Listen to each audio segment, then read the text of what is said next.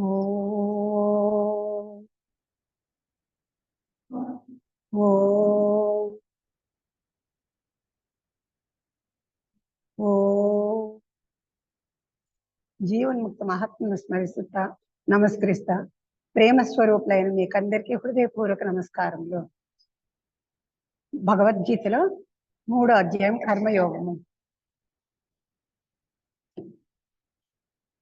గురు శ్లోకం చెప్తాము. ఫస్ట్ బ్రహ్మానందం పరమ సుఖదం కేవలం జ్ఞానమూర్తిం ద్వంద్వాతీతం గగన సదృశం తత్వమస్యాది లక్ష్యం ఏకం నిత్యం విమలమచలం సర్వధీ సాక్షిభూతం భావాతీతం త్రిగుణరహితం సద్గురుం తం నమామి. ఇది గురు శ్లోకం. తర్వాత కర్మయోగము భగవద్గీతలో 3వ అధ్యాయం. దీంట్లో 43 శ్లోకాలు ఉంటాయి. ఈ 43 శ్లోకాల్లోనూ కర్మం గురించే చెప్పింటారు.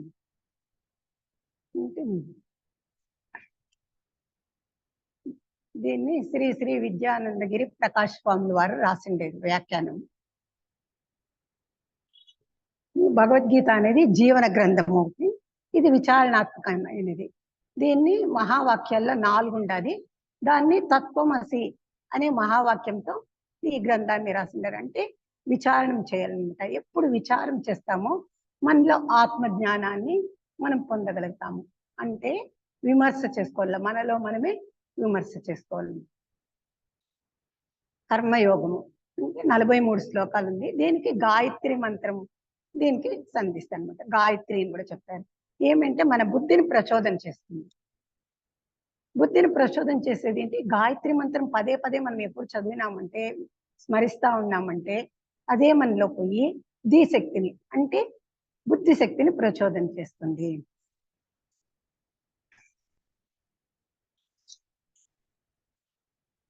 ఇప్పుడు యోగము అనేసి 2 అన్నిటికీ దీంట్లో 18 అధ్యాయాల్లోనూ యోగము ఉంది. అంటే 2 ఉండేదన్నమాట. యోగము భోగము. యోగం అంటే ఏమి, భోగం అంటే భోగం అంటే బాహ్య వస్తువుల పైన ఆసక్తి చూపించేది. యోగం అంటే అంతర్ముఖాన్ని దర్శనం చేసేదని. ఇప్పుడు యోగం ఉన్నారు కాబట్టి యోగం లేకుండా భోగం లేదు, భోగం లేకుండా యోగం లేదు. అంటే ఉన్నత స్థితిని పొందాలి అంటే ఈ భోగాన్ని నుంచే యోగానికి పోవాలి. అంటే దీంట్లో సచ్చిత్ ఆనందము అనేది ఉన్నతమైన స్థితి. నామ రూపాల అనేది ఈ స్థూల దేహానికి, స్థూల శరీరానికి సంబంధించింది. ఈ మూడిటిని అంటే సచ్చిత్ ఆనందము ఉన్నతమైనది. ఇక్కడ ఎప్పుడు మనము బాహ్యానికి, ఈ స్థూల శరీరానికి వచ్చినామో అప్పుడు నామరూపాలు ఉంటుంది. ఆ నామరూపాల్లోని మనము ఆ దర్శనం చేసుకుంటా ఆ యోగాన్ని అనుభవించాలన్నమాట, తెలుసుకోవాలి. అంటే ఫస్ట్ది అర్జునుడు 2 శ్లోకాల్లో 43 శ్లోకాలు ఉంది. 2 శ్లోకాల్లో కర్మ గొప్పదా జ్ఞానం గొప్పదా అని ప్రశ్నిస్తాడు అనమాట. కర్మ అంటే ఆ కర్మల్ని మనం ఎలా చేయాలి, ఎందుకు, ఒకటి కర్మల్ని ఎందుకు ఆచరించాలి, దాని ఫలితం ఏమి, దానివల్ల కలుగు ప్రయోజనం ఏమి. ఈ కర్మల గురించి మనం పూర్తిగా తెలుసుకొని అర్థం చేసుకున్నప్పుడు మన నిత్య జీవితంలో కూడా మనల్ని మనము తెలుసుకోవచ్చు. ప్రతి ఒక్క దాన్ని గమనిస్తా ఆచరిస్తా ఒకరిని నొప్పించకుండా ఆ యోగాన్ని మనం ఆచరణలో పెట్టచ్చు అనమాట. అదే యోగంగా మారుతుంది. మనకు 2 ఉండదు. ఏమేంటి? పరోపకార్తాయ ఇదం శరీరం అనేసి అంటే దీంట్లోనే ఉపనిషత్తుడు వాక్యంలో వస్తుంది. ఇంకోటి అణోరణీయం మహతో మహీయం. ఈ 2 వాక్యాలు మానవులకి ఎంతో సంబంధించింది అనమాట. ఏమేంటి? 84 కోట్ల జీవరాశుల్లోనూ మానవునికి బుద్ధి శక్తిని ఇచ్చిండారు. అంటే మనసు ఉన్నతమైనప్పుడు అది బుద్ధిగా ప్రచోదన అవుతుంది అనమాట. అంటే సామూహిక ఆత్మ నుంచి ఇండివిజువల్ ఆత్మగా మనము వచ్చినామన్నమాట. అప్పుడు ఏమవుతుందంటే మనలోని అణువులంతా అది ఒకటి ఫస్ట్ పాయింట్, మనలో అణువులు మార్పు చెందేదానికి. అది పరోపకార్త ఇదం శరీరం అన్నప్పుడు లోక సేవ, జీవ సేవ, మానవుల సేవ, ప్రతి ఒక్క జీవికి సేవ చేస్తాం కాబట్టి మనలో అణువులు కూడా మార్పు చెందుతా ఉంటుంది. అప్పుడేమవుతుందంటే మనలో లోక కళ్యాణార్థం చేసే సేవ వలన మన ఈ దేహంలో అణువులు మార్పు చెందుతూ ఈ దేహాత్మ భావం తగ్గుతా వస్తుంది. అప్పుడు భగవంతుని యోజన ఏమి, మానవులందరూ మానవాతీతులు కావాలి అని ఆ భగవంతుని యోజనలో మనం పాల్గొంటాం అన్నమాట.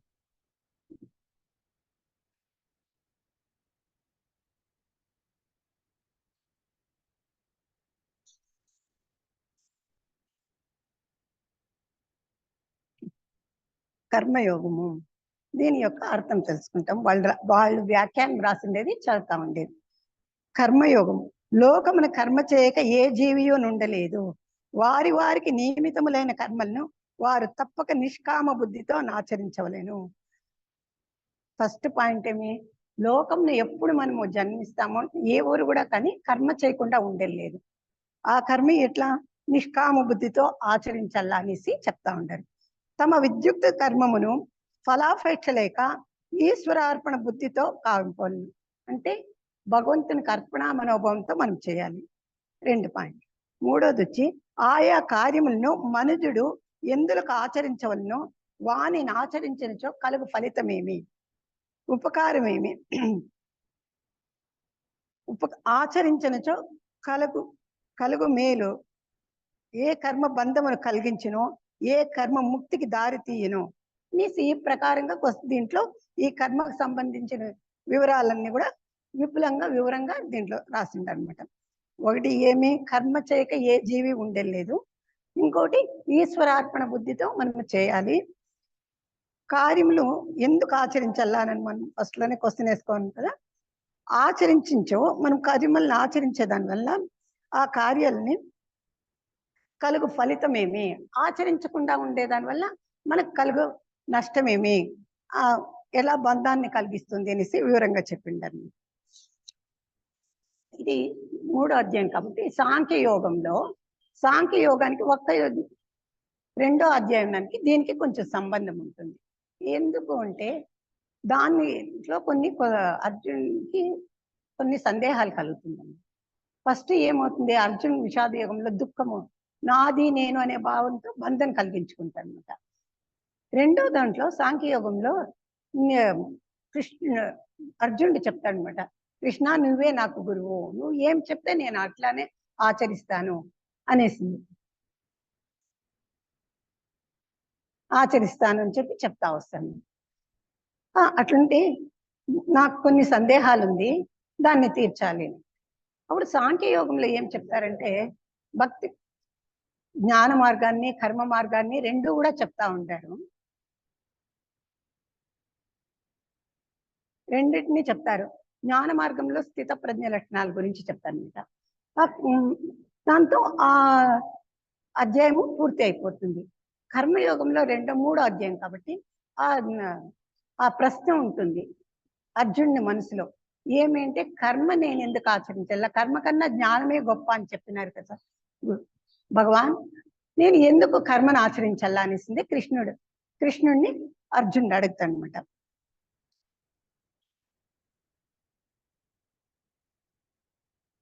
రెండవ అధ్యాయంలో అఖండము జ్ఞానోపదేశమును అర్జును గావించెను, మధ్యలో నిష్కామ కర్మయోగమును గురించి ప్రశంసించెను, తుదకు అంటే కొనాలో స్థిత ప్రజ్ఞ లక్షణములను ఇంద్రియ నిగ్రహ సాధనలు గురించి ఉన్నతమైన బ్రహ్మీ స్థితిని జ్ఞానానుభవంను వర్ణించి చెప్పిండనమాట.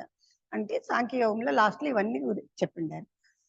అది ఎంతయో విని అర్జునుడు జ్ఞానమే కర్మ కంటే అధికమని భగవానుడు నిర్ణయించినట్లు భావించి జ్ఞానమే గొప్పదని భగవాన్ని అభిమతమైనచో నన్నెందులకు ఈ కర్మరంగమున అంటే యుద్ధమున కర్మక్షేత్రమున కర్మ చేయమని అంటే యుద్ధం చేయమని నన్ను ఎందుకు ప్రోత్సహిస్తా ఉండారు అనేసి అర్జునుడు అడుగుతా ఉండనమాట. అది అర్జున ఉవాచం జాయసి చేత్ కర్మణస్తే మతా బుద్ధి జనార్దన తత్కిం కర్మణి ఘోరే మాం నియోజయసి కేశవ. ఎందుకు శ్లోకం చదువుతా ఉండంటే కొన్ని ముఖ్యమైన ఆ శ్లోకం ఎక్కడ విన్నా కూడా మనము అది 3వ అధ్యాయంలో మొదటి శ్లోకము అని మనకు గుర్తుకొచ్చేదానికి అనమాట. జాయసి అనేసిందే స్టార్టింగ్ లోనే చెప్పింది. ఎందుకు జాయసి అని అంటే విశేషమైన అంటే కర్మలను, ఈ విశేషమైన కర్మలను అనేసింది.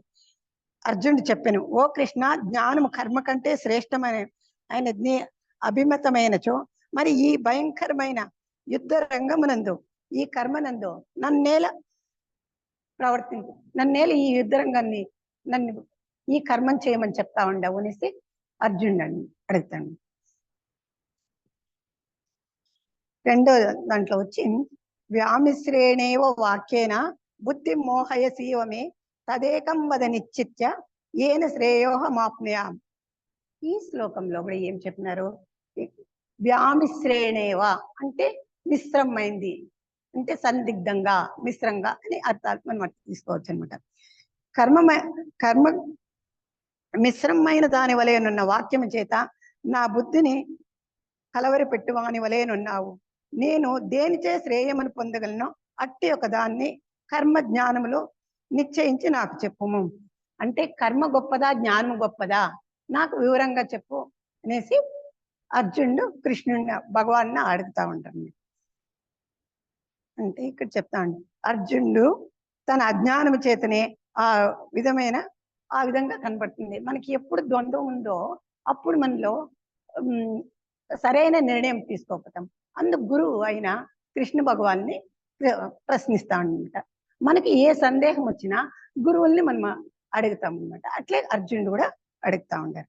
శ్రీ భగవాను వాచం లోకేస్మిన్ ద్వివిధానిష్ట పురా ప్రోక్త మయానగా జ్ఞానయోగేన సాంఖ్యానం కర్మయోగేన యోగినాం. భగవంతుడు చెప్తా ఉన్నాడు. ఇక్కడ దీంట్లో 3వ దాంట్లో వచ్చి లోకేస్మిన్ పురా అంటే సనాతనమైనది. అంటే సనాతనమైనది అంటే మనకు తెలిసిందే అన్నమాట.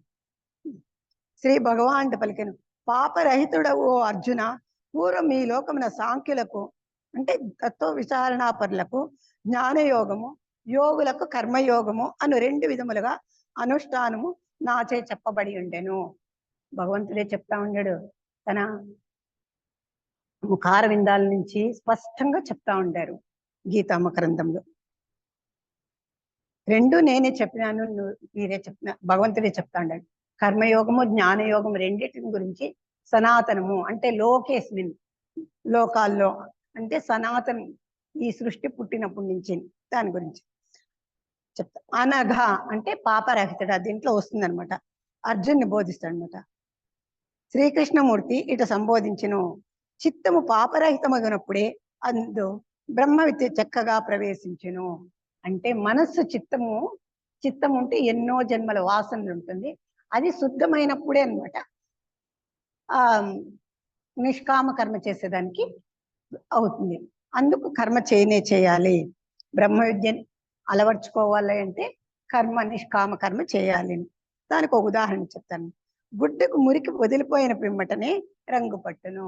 ఆ గుడ్డలో బట్టలకి రంగు వేయాలంటే దాంట్లో ఫస్ట్ ఏం చేయాలంటే అది శుభ్రంగా ఉండాలి.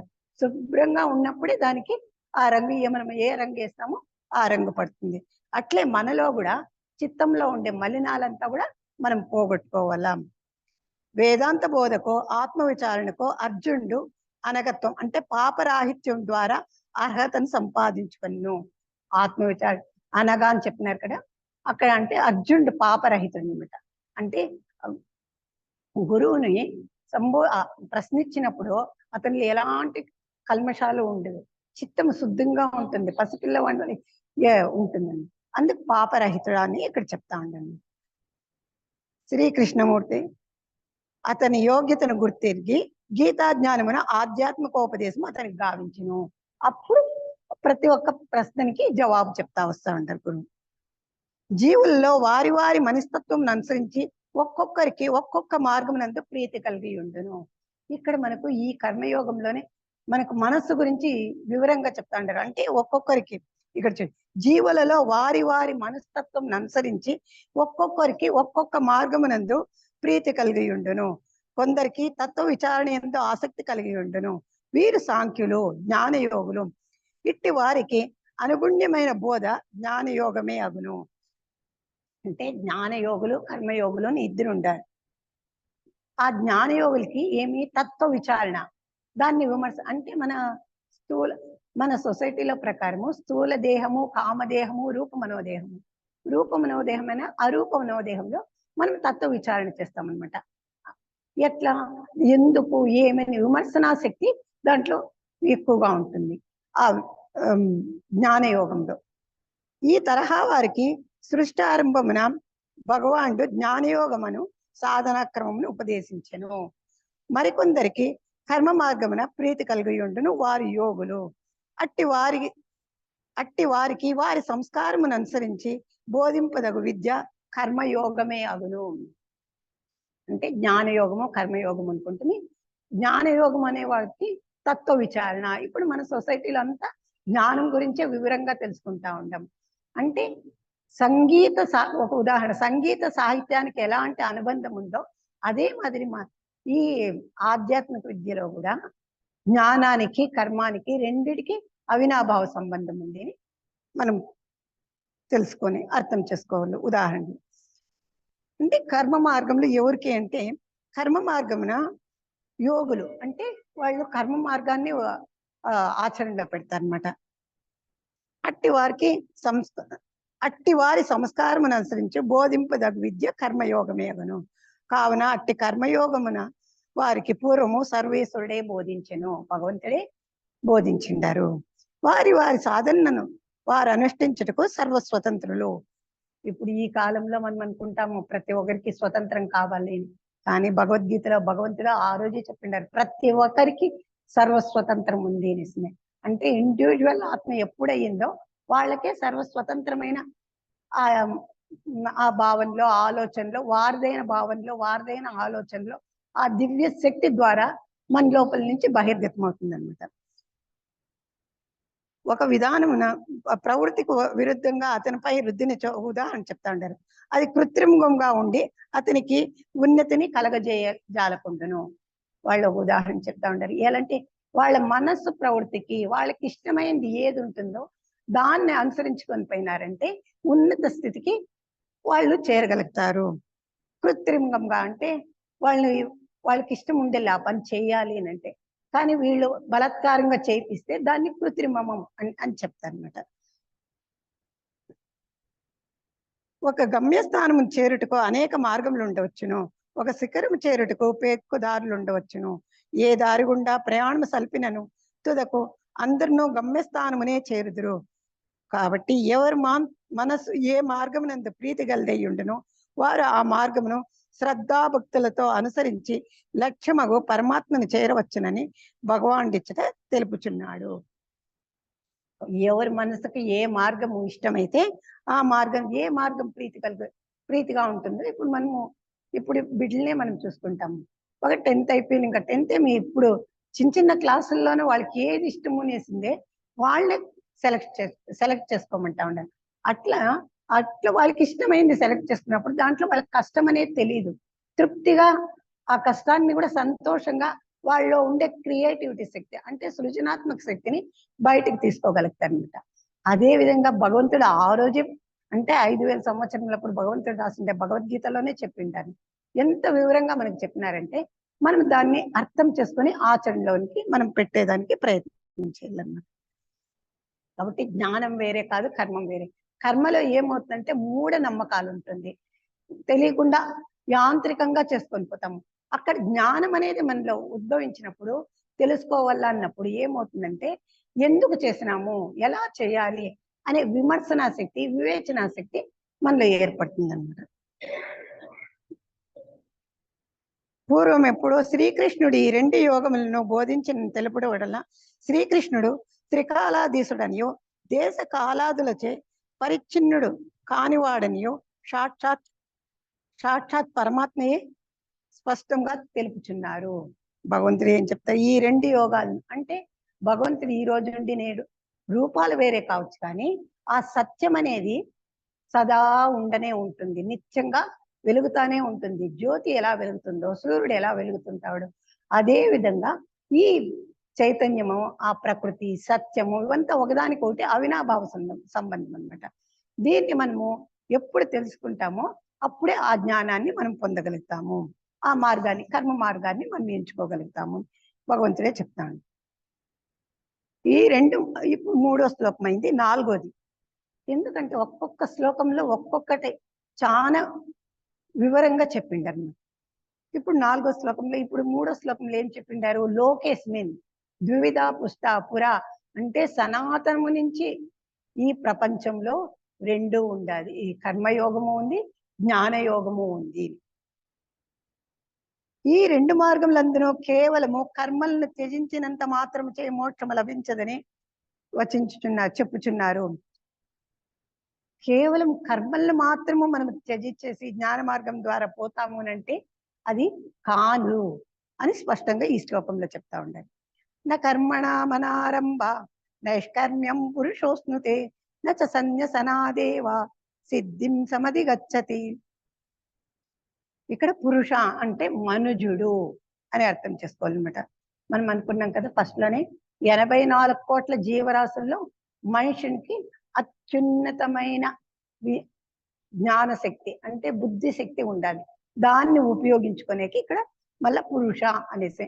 ఎందుకంటే ఇండివిజువల్ ఎప్పుడు ఆత్మ అవుతుందో, ఎందుకు పదే పదే మనము ఇండివిజువల్ ఆత్మ, మనలోనే మనకు ఆ దివ్యమైన దైవిక శక్తి ఉంది. దాన్ని బయటకు తేవాలంటే ఇట్లా జ్ఞాన గ్రంథాలు, మార్గాలు, మహాత్ముల మార్గాలు మనకు చాలా ముఖ్యమైనది అనమాట. మనుజుడు కర్మలను ఆచరింపకపోవటం వలన నిష్క్రియ మగు ఆత్మస్వరూపము స్థితిని పొందజాలడు. కర్మ త్యాగ మాత్రముచే మోక్ష సిద్ధిని ఎవరు పొందలేరు. మనము కర్మలను ఆచరించకుండా మనం గమ్మున ఉన్నామంటే మన పని మనం చేస్తూనే ఉండాలి. సోమరితనంగా ఉన్నామంటే మనము మోక్షాన్ని మనం పొందలేము. దీంట్లో 2 పాదాలు ఉండాలి కదా, ప్రతి దాంట్లోనూ 2 పాదాలే ఉంటుంది. దీంట్లో మొదటి పాదం ఏం చెప్పినారంటే కర్మ మార్గాన్ని గురించి. మొదటి పాదము కర్మ మార్గం గురించి, రెండవ పాదము జ్ఞాన మార్గం గురించి వివరించినది. అంటే ఈ 4వ శ్లోకంలో కర్మ గురించి, జ్ఞానం గురించి, రెండిటిని గురించి వివరంగా మనకు తెలుపుతా ఉంటారు. తన విద్యుక్త ధర్మమును, తన కర్తవ్యమును, తన నియమితమైన కర్మమును అంటే నిష్కామ కర్మమును ఆచరించకపోయినచో అతనికి చిత్తశుద్ధి కలగదు. స్పష్టంగా చెప్పిండారు. నిష్కామ కర్మతో అంటే మనం చేయాల్సిన కర్మ అంటే ఒకేసారి రాదు. మిగతా శ్లోకాల్లో స్టెప్ బై స్టెప్ చెప్తా వస్తారు. ఇక్కడ ఆ కర్మ ఎందుకు నిష్కామ కర్మగా చేస్తే ఏమవుతుంది అని ఇక్కడ జవాబు చెప్తాడు. నిష్కామ కర్మగా మనం చేసినప్పుడు ఏమవుతుందంటే, అంటే ప్రతిఫలాపేక్ష లేకుండా చేసినప్పుడు మనలో చిత్తశుద్ధి కలుగుతుంది.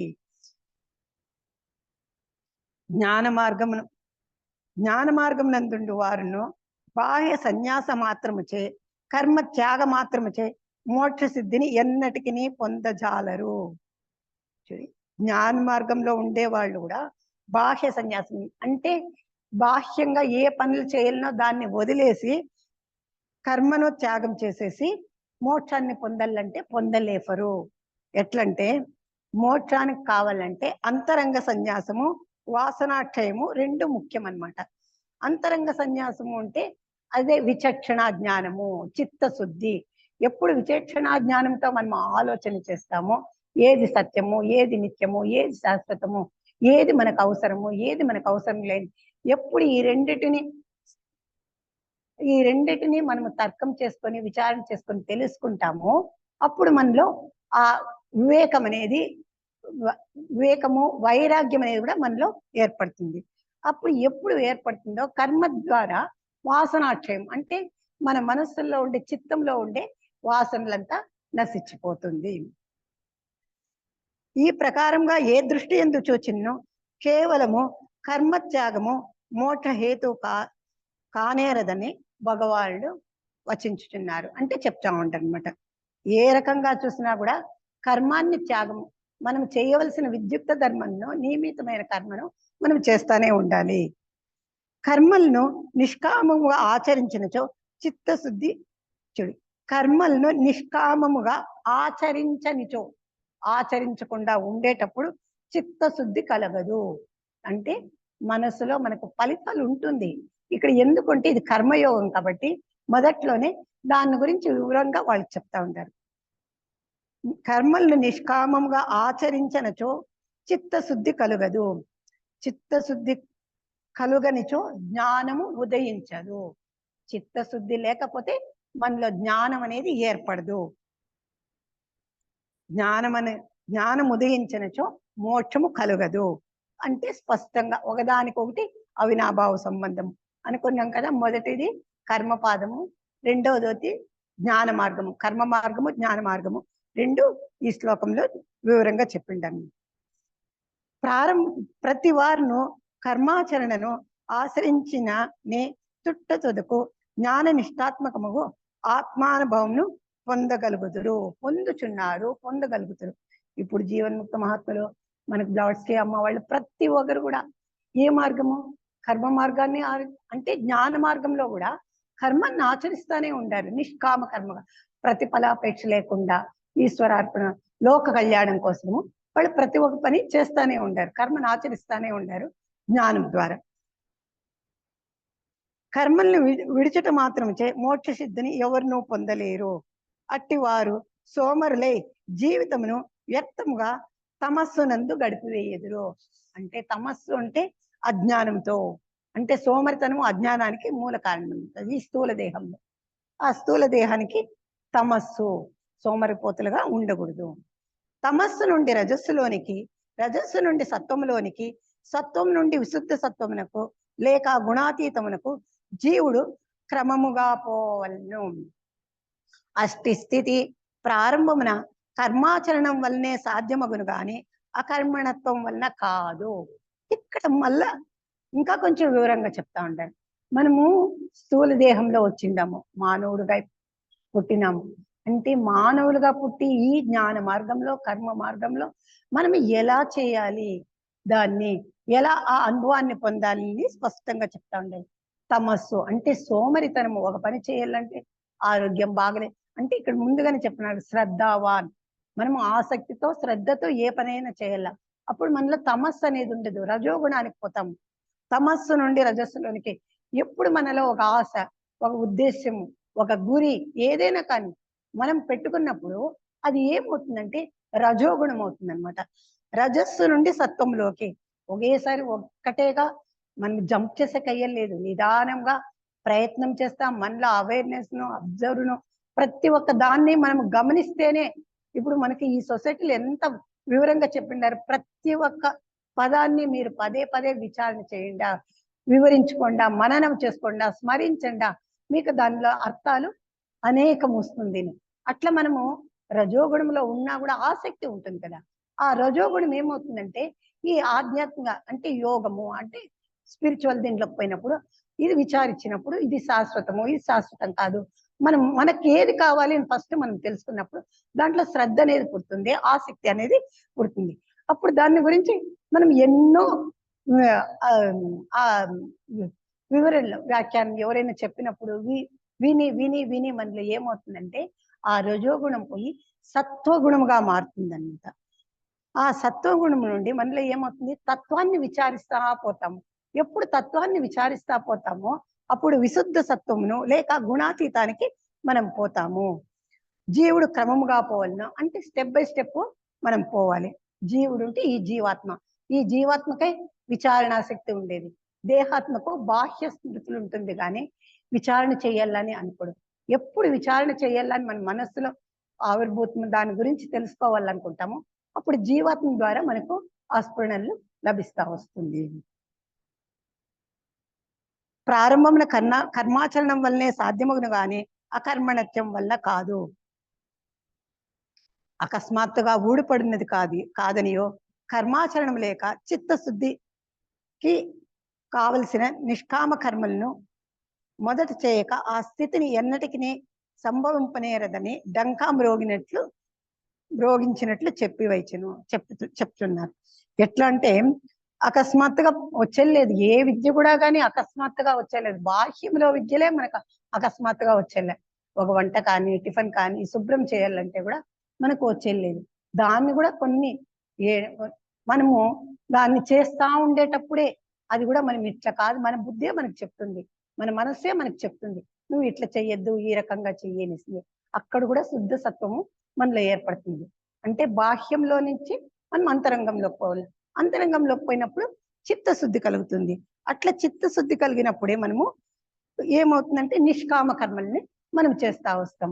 ఇప్పుడు సంగీతము సాహిత్యము అని అనుకుంటాం కదా, ఆ సంగీతంలో ఎంత అర్థం ఉంటుంది. ఆ సంగీతాన్ని పాడేటప్పుడు ఆ సరిగమనలు కానీ దాంట్లో సాహిత్యం కూడా ఉంటుంది. ఆ సాహిత్యాన్ని మనం ఎప్పుడు ఆ సాహిత్యాన్ని మనం తెలుసుకొని అర్థం చేసుకుంటామో దాంట్లో ఆ సంగీతంలో మనం ఇన్వాల్వ్ అయిపోతాం అనమాట. మనము తాదాత్మ్యం చెందుతాము. అట్లే ఏ ఒక్క కళలో కూడా కానీ ఎన్నో కళలు ఉన్నాయి. ఇప్పుడు ఉదాహరణకి ఏమి ఒక దారాలతో టీవీలో కూడా మనకి చూపిస్తారు ఆ వెంకటేశ్వర ఛానల్లో. వాళ్ళు ఏమి ఆ దారాలతోనే అట్లా పెట్టుకొని పెయింటింగ్ చేసిస్తారు. ఓ లక్ష్మీదేవిని, వెంకటేశ్వర స్వామి, ఇట్లా వాళ్ళకి సాధన ఫలితము, కర్మాచరణ, ఆ జ్ఞానం వాళ్ళకు ఉంటుంది. ఆ కలర్ అక్కడికి వేయాల, ఎంత బాగా వేస్తారు. అట్లా సాధన అనేది మనము చేయనే చేయాలి. దీంట్లో కర్మ జ్ఞానము రెండు ఒకదానికొకటి అవినాభావ సంబంధం ఉంది అని వాళ్ళు పదే పదే చెప్తా ఉంటారు అన్నమాట. ఢంకాం రోగించినట్లంటే గట్టిగా చెప్తా ఉండారు.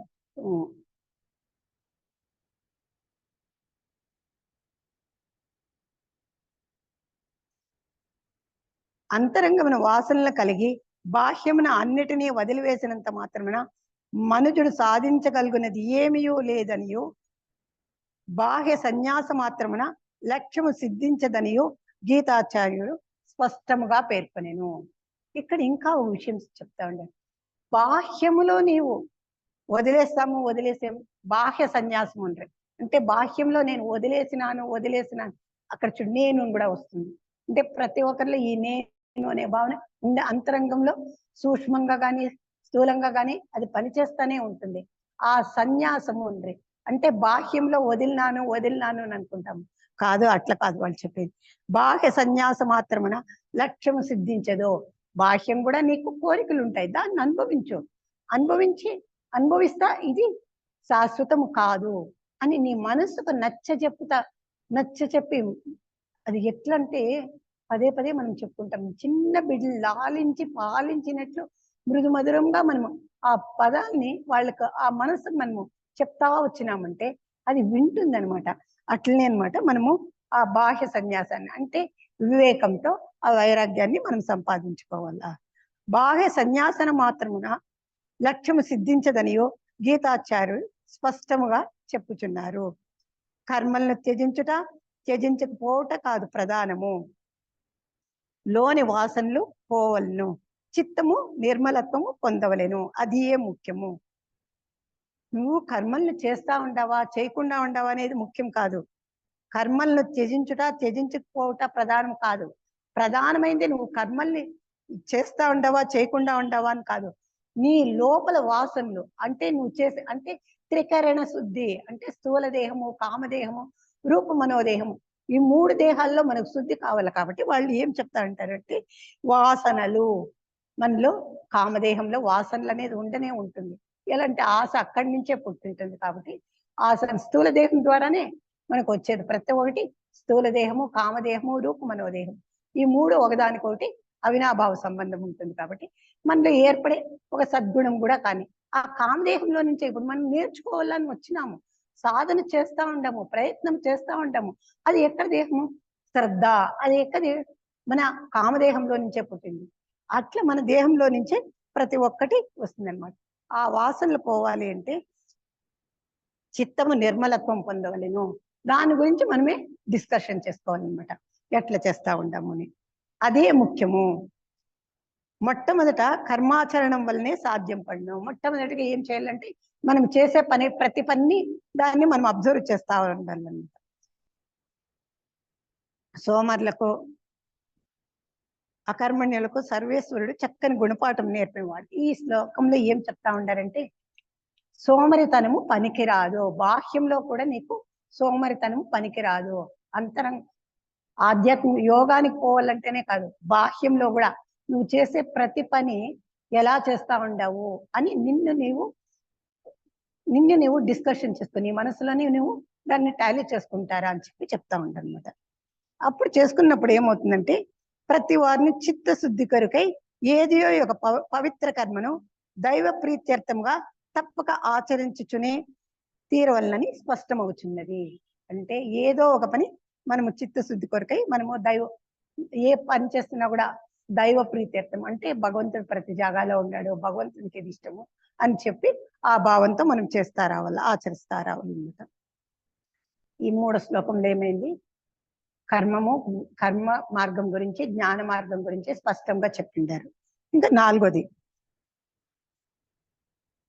కర్మయోగం యొక్క ఆవశ్యకతను భగవానుడు పెక్కు రీతలు చేయొచ్చు. ప్రప్రథమున కర్మత్యాగము భౌతికముగా అసాధ్యమని తెలుపుచున్నాడు. ఈ 5వ శ్లోకంలో ఫస్ట్ లోనే కర్మత్యాగం చేయాలంటే చాలా కష్టం అనేసి వాళ్ళు చెప్తా ఉంటారు. ఎట్లా, నహి కచ్చిత్ క్షణమపి జాతు తిష్టత్య కర్మకృత్ కార్యతే హ్యవసః కర్మ సర్వః ప్రకృతై జైర్గుణైః. నహి కచ్చిత్ క్షణమపి, ఇక్కడ మనము ఫస్ట్ లోనే ప్రారంభంలోనే మనము అధ్యాయం ప్రారంభంలో కర్మయోగం చెప్పుకున్నప్పుడే ప్రతి జీవియు కర్మ ఆచరణ చేస్తానే ఉంటాము. దానికే వాళ్ళు ఏం చెప్తున్నారు, నహి కచ్చిత్ క్షణమపి, ఎవడును ఒక్క క్షణ కాలమైనను కర్మ చేయక ఉండనేరడు. ప్రకృతి వల్ల పుట్టిన గుణములచే ప్రతి వాడును బలాత్కారంగా కర్మలను చేయుచునే ఉన్నాడు. అంటే ప్రతి క్షణము ఎట్లా అని చెప్పి చెప్తారు వివరంగా. కర్మలను చేయక ఎవరినూ ఒక్క క్షణమైనను ఉండలేరు. దానికి ఒక ఉదాహరణ మనదే అనమాట.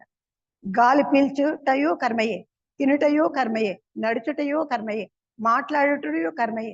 ఇవి లేక ఎవరైనా ప్రపంచంలో ఉండగలరా? క్వశ్చన్ మార్క్ వేస్తా ఉంటారు. ఇది లేకుండా ఎవరైనా ఉంటారా? మానవుడే కాదు, ప్రతి జీవి కూడా. కానీ మానవుడు అనేసి ఇక్కడ చెప్తా ఉంటారు, మానవులకి ఇంకా ముఖ్యంగా. కావున సర్వులకు కర్మ అనివార్యమైనదని భగవానుడు పలుకుచున్నాడు. సర్వులకు అంటే ప్రతి ఒక్క జీవికి, అంటే గాలి పీల్చేది, తినేది, ప్రతి ఒక్కటి ఇది ఒక కర్మే అనమాట. మనం అందుకే త్రికరణ శుద్ధి అని చెప్పి మనం చెప్పుకోండి. జ్ఞాని తప్ప తక్కిన ప్రతి జీవియు మాయకు ప్రకృతికి లోబడియే ఉన్నాడు. జ్ఞాని తప్ప ప్రతి జీవి అంటే జ్ఞానం ఉండే మహాత్ములు ఇక్కడ క్లీన్ వివరంగా చెప్తాను. ప్రతి జీవియు మాయకు ప్రకృతికి, మాయ వేరే కాదు, ప్రకృతి వేరే కాదు. ఇక్కడ ఈ మాయ ఎందుకు చెప్పినారంటే ప్రకృతిలోనే మాయ అణిగి ఉందన్నమాట. ఆ ప్రకృతిని ఎప్పుడు మనము తెలుసుకుంటామో అప్పుడు మాయను గెలుస్తాం. ఇంకా మాయ ఎలా తప్పించుకుంటాము, మాయను తప్పించుకునేది కాదు, ఆ మాయని ఎలా సరిదిద్దుకోవాలి, ఇది మాయ, దీంట్లో శాశ్వతమైనది జ్ఞానం ఉంది అనే భావన, ఆలోచన సుస్పష్టంగా మనలోనే గుర్తించగలుగుతాం అనమాట. అందుకే వాళ్ళని ఏం చెప్పినారు, జ్ఞానులు. తత్ ప్రకృతి జన్యమగులు త్రిగుణములకు అతడు అధీనుడై ప్రవర్తించుచున్నాడు. ఆయా గుణములను అనుసరించి కర్మలను అతడు ఆచరించుచునే ఉండును. అయితే ఇచ్చట సర్వహ అను పదమునకు జీవన్ముక్తులకు మహనీయులు తప్ప తక్కిన వారందరూ అని అర్థము. ఏలన్న వారు గుణాతీతము ఆత్మస్థితిని పడసిన వారు, గుణములకు లోబడిన వారు కాదు. వారిని మాయ ఏమీ చేయజాలదు. అయినను వారు దేహేంద్రియాదులు ప్రకృతి అంతర్గతములు కావున అవి వారి నిర్దిష్ట కార్యములను ఆచరించను వారు అకర్తలై నిస్సంగముగా ఉందరు. ఇక్కడ జ్ఞాని గురించి వివరంగా చెప్తున్నారు. ముందు శ్లోకంలో 4వ శ్లోకంలో కర్మ మార్గము జ్ఞాన మార్గం గురించి వివరంగా చెప్పినారు. ఈ 5వ శ్లోకంలో ప్రతి జీవి కూడా శ్వాస అనేది, తినేది, ఆహారము ఇవి సర్వసాధారణంగా జరుగుతూ ఉంటుంది. కానీ జ్ఞాని మాత్రము మాయను జయిస్తారు. ఎలా అంటే ప్రకృతి సర్వహ అనే పదం దీంట్లో వస్తుంది ఈ శ్లోకంలో. ప్రకృతి సర్వహ ప్రకృతి జైర్గుణైహ అంటే ఆ ప్రకృతిని జయిస్తారు అనమాట. సర్వహ జీవన్ముక్తులకు మహనీయులు తప్ప తక్కిన వారందరూ అని అర్థం. అంటే జీవన్ముక్తులు వాళ్ళు దాన్ని గుణాతీతాన్ని, ఆ గుణాలకి అతీతంగా ఉంటారు అనమాట. ఏలంటే వాళ్ళు అన్ని అనుభవాలను పొందింటారు. ఆ జ్ఞానాన్ని అనుభవిస్తా, ఆ సమస్యలను పరిష్కారం చేసుకుంటా ఆ జ్ఞానాన్ని పొంది వాళ్ళు ఆ జీవన్ముక్తి స్థితికి పొందగలుగుతారు. మన సొసైటీలోనే ఎంతో మంది ఉన్నారు, ఆల్కాట్ వాళ్ళు, బ్లౌడ్స్ కి అమ్మవాళ్ళు, అనిబిసెంట్ అమ్మవాళ్ళు, లెడ్బిటర్ గారు, ఇట్లా ప్రతి ఒక్కరు ఎంతో మంది ఉండారు. ఈ రోజు మనం చూస్తా ఉంటే కూడా ఎంత ఇప్పుడు ప్రపంచంలో కూడా మదర్ తెరెసా అమ్మ, ఇంకా ఎంతమంది, ఇప్పుడు మోదీ గారు కూడా ఎంతో లోక కళ్యాణం కోసం చేస్తూ ఉంటారు. వీళ్ళందరూ కూడా ఇప్పుడు రతన్ లాల్ టాటా అంట, వీళ్ళందరూ కూడా అంటే స్టేజెస్ అమ్మా, స్టెప్ బై స్టెప్ వాళ్ళు పోతా ఉండారు. అంటే జ్ఞాన మార్గాన్ని, కర్మను నిష్కామ కర్మగా చేస్తా, లోకార్పణ బుద్ధితో చేస్తా వీళ్ళు చేస్తా ఉంటారు అనమాట. అజ్ఞానులకు వారు ప్రకృతికి దాని గుణములకు బద్దులైన విన్నప్పటికీ అంత మాత్రం చేత నిరుత్సాహపడవలసిన పని లేదు.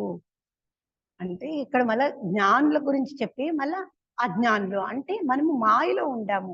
ఈ స్థూల దేహాన్ని మనం తీసుకొని వచ్చినప్పుడే మనం ఇంకా ఈ జ్ఞాన మార్గంలో పోవాలి అని మహాత్ములు అంటే గురువులకు సేవ చేయాలని, సహాయం చేయాలని, సద్గుణాలు పెంచుకోవాలని ఈ భావనలతో మనం ఫౌండేషన్ వేసుకుంటా ఉంటాము, మనం పునాది వేసుకుంటా ఉంటాము. ఈ పునాదిని మనం స్పష్టంగా మనం అర్థం చేసుకొని మనకు కావాల్సిన రీతిలో మనము ఫౌండేషన్ వేసుకున్నామంటే మనకు చాలా సులభంగా ప్రకృతి కూడా మనకు సహాయం చేస్తుంది. ఎన్నో అదృశ్య సహాయాలు, అదృశ్య సహాయకులను మనకు ఇప్పుడు చదువుతానే ఉండాము, తెలుసుకునే ఉండాము. వాళ్ళంతా కూడా ప్రకృతి మనకి ఎంతో సహాయం చేస్తుంది అనమాట. అజ్ఞానులకు వారు ప్రకృతికి దాని గుణములకు బద్దులై ఉన్నప్పటికీ అంత మాత్రం చేత నిరుత్సాహపడవలసిన పని లేదు. అంటే నిరుత్సాహాన్ని మనం పొందవలసిందే పని లేదు. పురుష ప్రయత్నమును ఆశ్రయించి శుద్ధ కర్మచే అశుద్ధ కర్మను, పుణ్యముచే పాపమును రూపుమాపి ఈశ్వరార్పణ బుద్ధితో సత్కర్మలను ఆచరించుచు నిష్కామంగా ప్రవర్తించినచో క్రమక్రమముగా చిత్త నైర్యమును పొంది వారును మోక్ష స్థితిని పొందగలుగుచున్నారు. ఇక్కడ ఏం చెప్తా ఉండరు, మనం అజ్ఞానులకు ఈ స్థూల దేహంలో, ఈ స్థూల బాహ్య ప్రపంచంలో ఉంటామని మనం ఏం బాధపడక్కర్లేదు, నిరుత్సాహపడక్కర్లేదు. మనకు ఒక అవకాశం ఇచ్చిండారు భగవంతుడు. జ్ఞానులు మనకు మార్గం చూపిస్తా ఉండరు, ఎంతో మంది చూపిస్తా ఉంటారు. ఆ మార్గాన్ని మనం పొయ్యేదానికి ప్రయత్నం చేయాలి.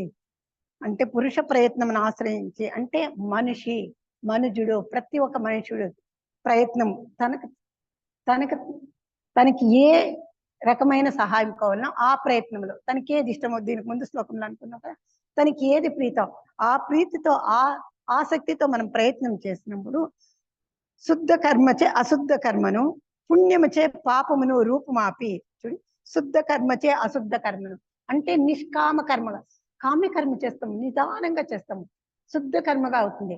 ఆ శుద్ధ కర్మ ఏమవుతుందంటే అశుద్ధ కర్మగా అంటే నిష్కామ కర్మగా అయిపోయి పుణ్యముచే పాపమును అంటే పుణ్యము చేత మనం చేసే మంచి పనులు, దానాలు, దయాలు, సేవ, సహాయ కార్యక్రమం ఎన్నో ఉండదు కదా, సద్గుణాలు, ప్రేమ, ప్రీతి, వాత్సల్యము, ఇవన్నీ కూడా సద్గుణాలే.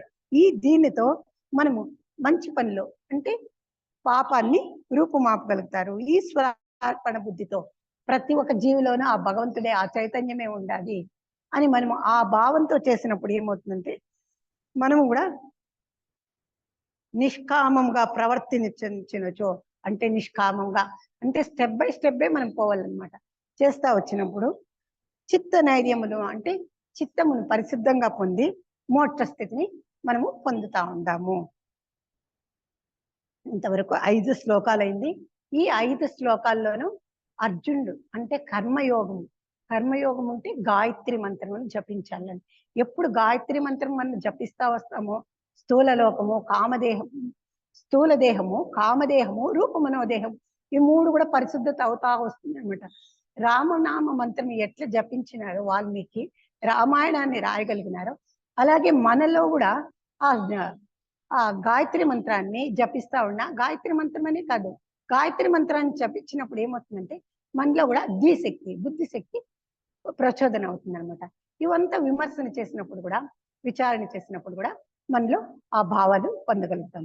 మొదటి 2 వచ్చి కర్మ గొప్పదా, జ్ఞానం గొప్పదా అని అర్జునుడు ప్రశ్నిస్తాడనమాట. కృష్ణ భగవానులు, గురువు అయిన కృష్ణుడు చెప్తారనమాట.